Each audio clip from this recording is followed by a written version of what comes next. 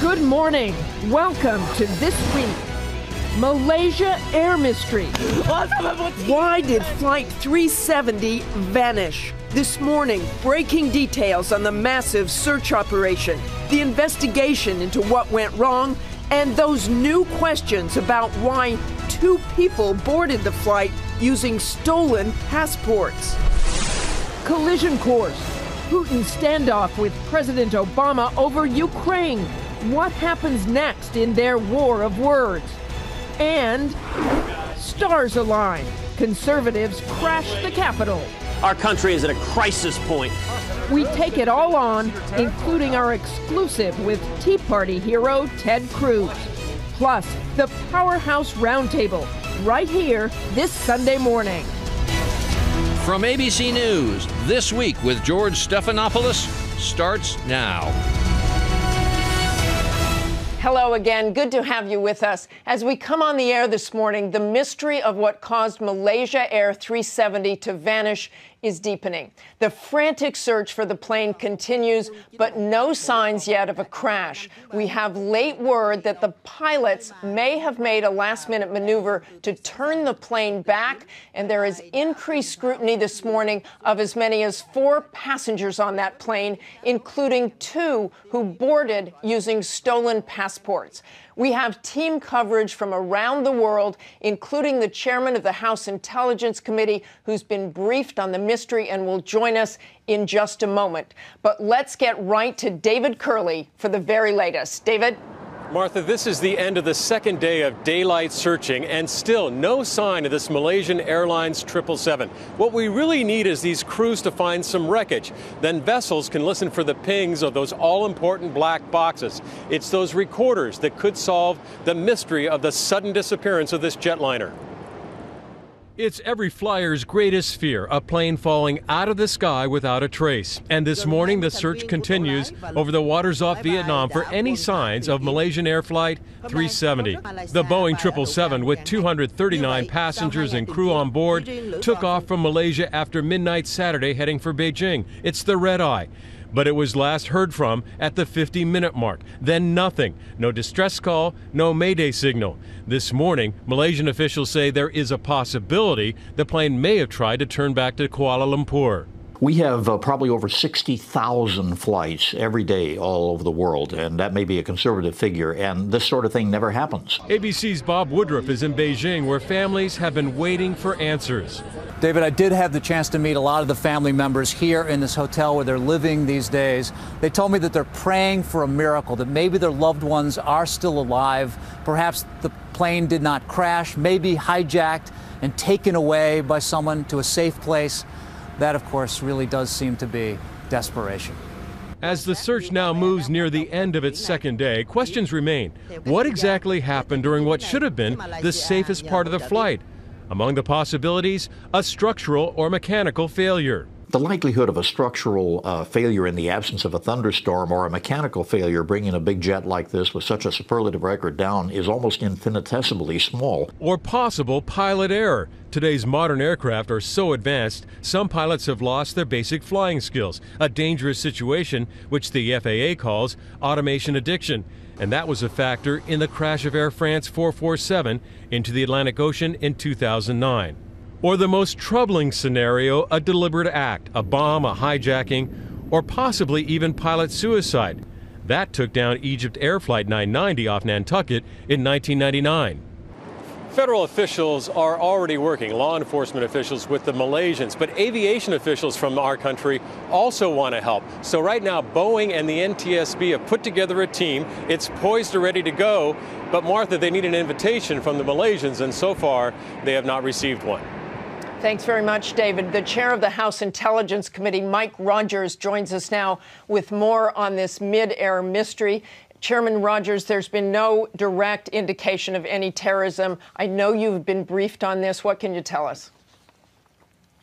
Yeah, the investigation is certainly in its early stages, so there's 2 parts of it. One, the search for the wreckage, which is incredibly important to make some determination about what happened.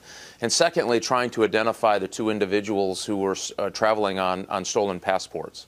And what can you tell us about those individuals and how that could happen?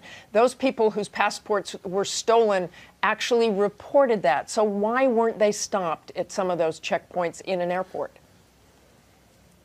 Yeah, and unfortunately, it's not common, but it is not unheard of either that stolen passports can be repurposed and used mainly for the quality of the passports themselves. So if given the right circumstances, and in this case clearly it worked, they were able to board and gain entry. And they would be doctored up. They would be individuals who would have the skill set to change those passports just enough that they could identify with the individual that was using it. So what they'll do now is they'll go back through the airport and make some determination through cameras and other means to try to identify the individuals and then track that back. So it's really very, very early. They're going through those processes now, and it'll be a matter of time. They'll probably identify them.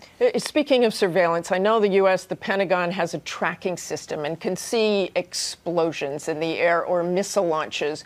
Any indication of an explosion that they may have been tracking and seen? Yeah. No, there's nothing that certainly I have seen that would indicate anything of the sort, which is certainly adding to the mystery.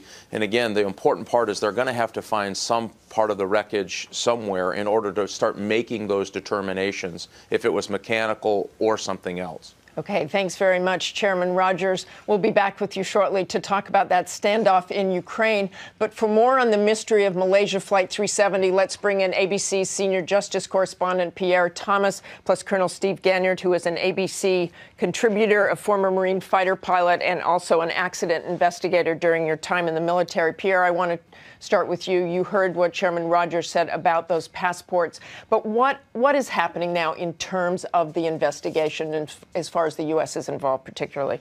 They're deeply concerned about those passports. They're trying to get as much information as the chairman said.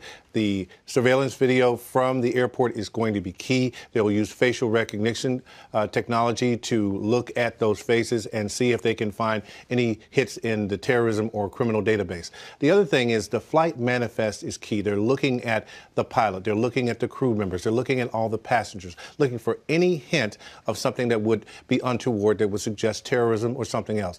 Right now, they say they have no direct evidence of terrorism, but they say they cannot afford to wait. They have to look at everything possible to try to get a fix on this. Steve, you as a mishap investigator have looked at all of this. The idea that the pilot turned around in flight, do you buy that? I'm still a bit skeptical. If you look at the radar tape, there's a bit of a heading change, but that heading change could be explained as he was turning on course, that he was just going on the normal course.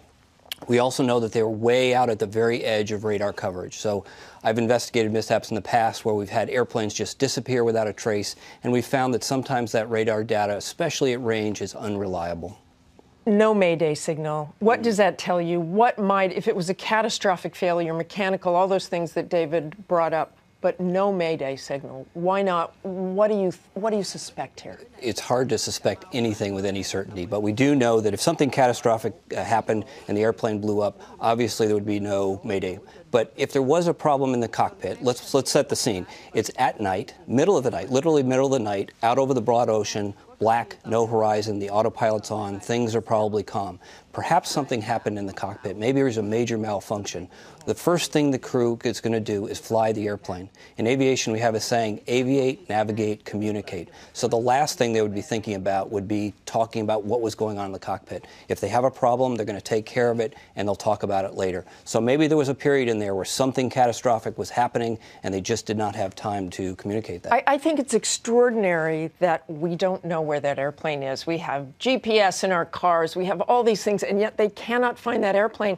In fact, the last radar contact they had, it could be way beyond that. It could be anywhere. It could be in a lot of places. There's literally tens of thousands of miles of ocean that are going to have to be searched because we have this black hole where there's no radar data, where we don't know the heading, the true altitude, the airspeed, where that aircraft could go. So it's going to take a lot of time to find that wreckage. And that black hole is why? The black hole is there because the radar coverage only extends off the Malaysian coast so far and only extends off the Vietnam coast so far. So there's this gap in here.